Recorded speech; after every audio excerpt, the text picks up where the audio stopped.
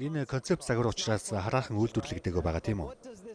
Хятадын зах зээлд худалдан авагчид ямар байдлаар хөвсөн өөрчлөгдөж байгааг эндээс харж болох уу? Нэг үе бодвол хятадын хэрэглэгчид өндөр хөгжилтэй Америк болон Европын нэг адил илүү адал явдал бартаад замын аяллыг сонирхох болсон байна шүү дээ. Хятадд хэрэглэгчдийн зан төлөв ямар байдлаар өөрчлөгдөв? I think now in China market is changing very fast. First is about the energy. Миний бодлоор Хятадын зах зээл асар хурдцтай хувьсан өөрчлөгдөж байна. Юун төрөнд эрчим хүчний асуудал хөндөгдөнө. Бүгд найрамдахад ард улс цахилгаан болон хосломол төлгүүртэй автомашины хөгжлөөр дэлхийд тэргүүлж байгаа. Хятадын зах зээлд борлуулагдаж байгаа нийт автомашины бараг тэр хагасыг нь цахилгаан болон хосломол төлгүүртэй автомашин бүрдүүлж байна. Энэ утгаараа зах зээл хувьсан өөрчлөгдөж байгаа. Хоёрдугаарт өнгөрсөн хугацаанд хүмүүс автомашиныг өдөр тутмын тээврийн хэрэгсэлд ашигладаг байлаа. Харин одоо хүмүүсийн амьдралын хэв маягийн салшгүй нэг хэсэг болсон. Жишээлбэл бид бүтээгдэхүүнээрээ дамжуулан аяллаа цоошин туршлага бий болохоор зорж байна. Өөрөөр хэлбэл автомашиныг зөвхөн ажилдаа явах зэрэгээр өдөр тутмын тээврийн хэрэгсэл гэж харахгүй, харин автомашинаараа аялж, амарч, бүр унтаж хүртэл болох нөхцөлийг нь бүрдүүлэх нь чухал. Тэгэхээр Хятадын зах зээл өөрчлөгдөж байна. Тиймээс бид үүсгэн байгуулагдаад удаагүй житөр компаниараа дамжуулан энэ өөрчлөлтийг түүчилэхийг хүсэж байгаа. Дэлхийн автомашины салбарт шинэ концепт автомашин танилцуулахыг эрмэлзэж байна. Тариф ийм өндөр байгаа энэ үед мэдээж хэрэг дотоодын үйлдвэрлэл чухал байх.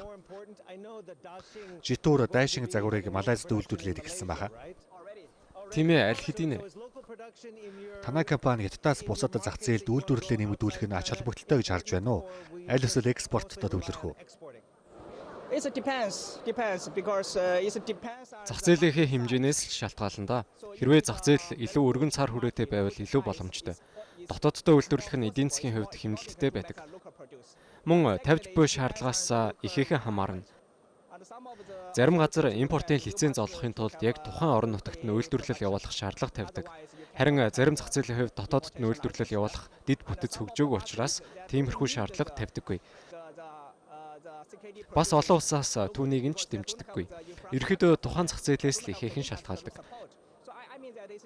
Гэтэ ирээдүйд илүү хөгжиж, үйлдвэрлэлийг илүү нутагшуулах байхаа гэж бодож байна. Танай компани бараа бүтээгдэхүүнээ экспортлж байгаа. Филиппин, Малайз, Индонез, Орос, Египт, Өмнөд Америк эсвэл ойролт орнд руу бүтээгдэхүүнээ экспортлно гэдэгт би итгэлтэй байна. Тэгвэл дэлхийн худалдааны дайны нөлөө хэр хүчтэй мэдрэгдэж байна вэ?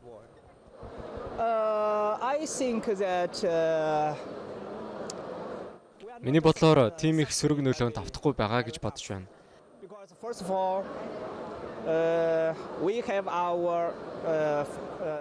Яагаад гэвэл бид одоо Америк нэгдсэн улсад үйл ажиллагаа явуулахгүй байгаа. Тиймээс бидний үйл ажиллагаа хэвийн сайн байна. Ирээдүйн төлөвлөгөөнөөс дуртахгүй юу? Ирээдүйд магадгүй 3-5 жилийн дараа Европын зах зээлд орох төлөвлөгөө байгаа. Одоогоор бид Европын орнуудтай сайн харилцаатай байдаг. Тэд саяхан Европын бүрэн цахилгаан автомашины импортын хязгаарлалтыг гаргасан. Тиймээс бид одоогоор ойролт орнууд, Аз, Латин Америк зэрэг төвүүдэд экспорт хийж байгаа. Тиймээс сөрөг нөлөөнд автахгүй байна. Гэхдээ ирээдүйд тулгарч болцсошгүй эрсдлүүдэд бэлтгэж байгаа.